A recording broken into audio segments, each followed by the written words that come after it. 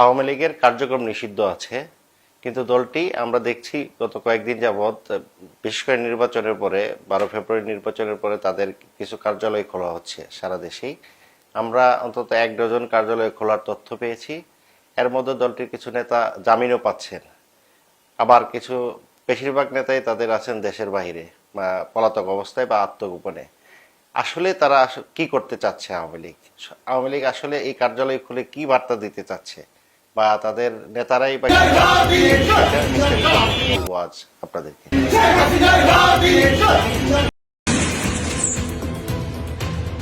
বিএনপির স্থানীয় নেতারা উপস্থিত ছিলেন।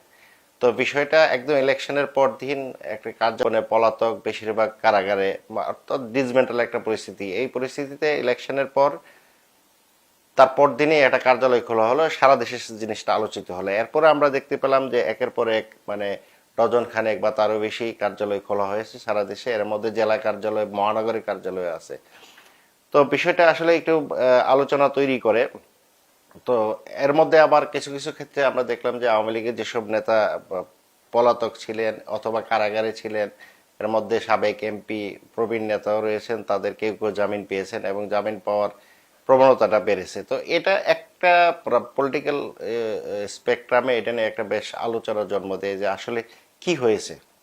তো আমরা যেটুক জেনেছি, আমরা আওয়ামী লীগের যে আত্মগোপনে থাকা নেতাদের সাথে কথা বলেছি, তাদের যারা কর্মী আছে তাদের সাথে কথা বলেছি। তাদের একটা বিষয় আমরা পরিষ্কার হতে চেষ্টা করেছি, যে জানতে পেরেছি যে আসলে এর মাধ্যমে আওয়ামী লীগ একটা পার্ট দিয়ে টেস্ট করতে চায় সরকারকে, যে সরকার আসলে কিভাবে তাদেরকে হ্যান্ডেল করে বা রিয়েক্ট করে কিভাবে। তারা একটা দুইটা কার্যালয় খুলে দেখার চেষ্টা করছে যে সরকার বা বিএনপি, ক্ষমতাসীন বিএনপি তাদের প্রতি কেমন আচরণ করে, এটা তারা দেখতে চেয়েছে। তো মোটামুটি তারা ভাবছে যে ঠিক আছে। প্রথম কথা হলো যে আওয়ামী লীগের পতনের পর প্রায় 1.5 বছর ছিল অন্তর্বর্তীকালীন সরকার। অন্তর্বর্তীকালীন সরকারের সময় আওয়ামী লীগ কোথাও দাঁড়াতে পারেনি, তাদেরকে দাঁড়াতে দেওয়া হয়নি, তাদের কার্যক্রম নিষিদ্ধ করা হয়েছে। তার কার্যালয়গুলোতে খোলার চেষ্টা করলে বা মিছিল দেওয়ার চেষ্টা করলে প্রচুর পরিমাণে গ্রেপ্তার করা হয়েছে। কিন্তু এবার বলা হয়ে থাকে যে এবারে নির্বাচনে আওয়ামী লীগের সমর্থক এবং কর্মীদের একটা বড় অংশ বিএনপিকে ভোট দিয়েছে দুইটা চিন্তা থেকে। তারা, এক হলো জামাত তাদের পুরনো শত্রু, তাদেরকে ঠেকাতে হবে।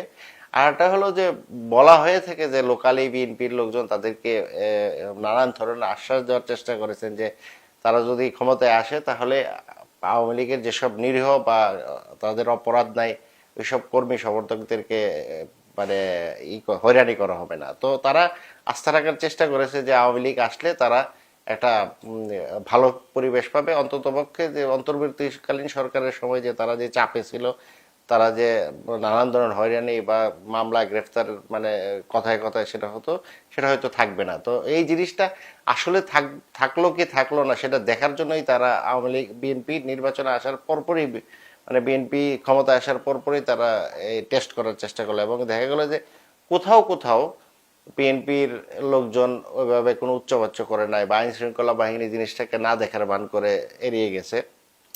কোথাও কোথাও আওয়ামী লীগের লোকজনকে কিছুটা চাপে রাখার চেষ্টা করা হয়েছে, কার্যালয়গুলো আবার বন্ধ করে দেওয়ার চেষ্টা করা হয়েছে। এক ধরনের মিক্সড একটা সিচুয়েশন। কোথাও কোথাও ওভারলোক করা হয়েছে, কোথাও কোথাও আবার একটু প্রতিরোধ করা হয়েছে।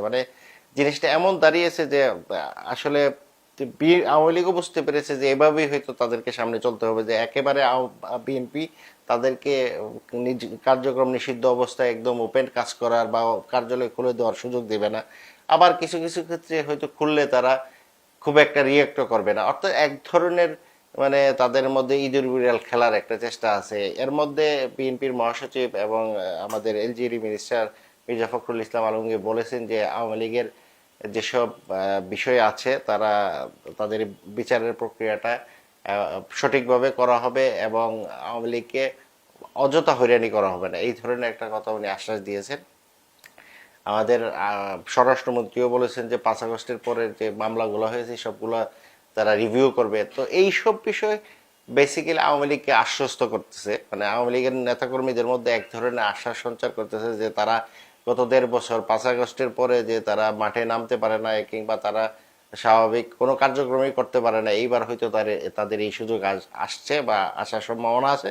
এই জন্যই তারা কার্যালয় খোলার চেষ্টা করতেছেন, নিজেরা একটু সংগঠিত হওয়ার চেষ্টা করতেছেন। তবে দিন শেষে একটা জিনিস মনে রাখতে হবে যে আওয়ামী লীগের কার্যক্রম কিন্তু এখনো নিষিদ্ধ, এবং ছাত্রলীগ একেবারেই নিষিদ্ধ সংগঠন হিসেবে সরকার করেছে।